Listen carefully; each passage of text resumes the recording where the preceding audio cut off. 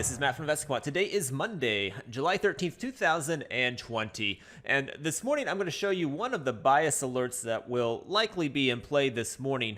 And this one is for the ES. It's called the short bias volatility expansion. And it's based upon opening above the prior session high when the one-day ATR is greater than the 5-day ATR. When that's happened, historical odds have favored larger average moves to the downside. So the filters that we're looking at on the opening filter is open above the prior day high. That is likely to happen this morning. Friday gave us the one-day ATR greater than the 5-day ATR, so that is a rising volatility-like pattern. When that has happened, historically, it's led to the results over here on the right, and I can go ahead and click on that, and we can dig into this a little bit more.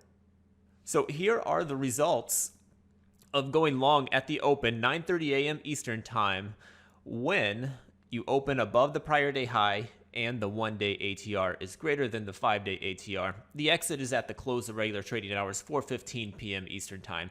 You can see this has happened pretty often, 334 samples here total, going back to 2003. The win rate on it for the long trades, about 52%, so just better than 50-50 on a win rate for going long. But even with that win rate of being slightly better than 50-50, you see the equity curve just marching lower here. And that's due to the average loss being quite a bit larger than the average win. So even though it wins just a touch more than it loses, when it loses quite a bit more than it wins. So let me go ahead and look at this on the other instruments. In fact, we can add the other instruments and add some moving averages as well, just to put it in a more similar environment and see how it changes. So I'm going to add above the 200 and above the 10. We've added the other markets to it as well.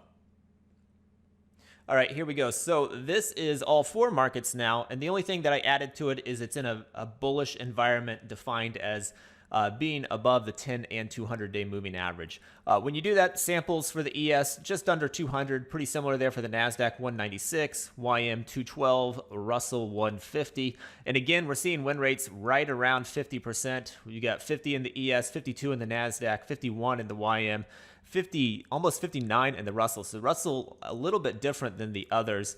But again, the average loss is coming in larger than the average win in what, 3 of the 4 of these. And that's a pretty decent difference in the ES and the NASDAQ. The YM's a little bit closer to average win being the same as the average loss, as is the Russell. But ES and NASDAQ have both had larger outsized losses when this pattern has been in play. But the win rate's really not indicative of a direction for the day. So not really saying that it's likely, or historically it has been likely to go one way or the other. It's just 50-50.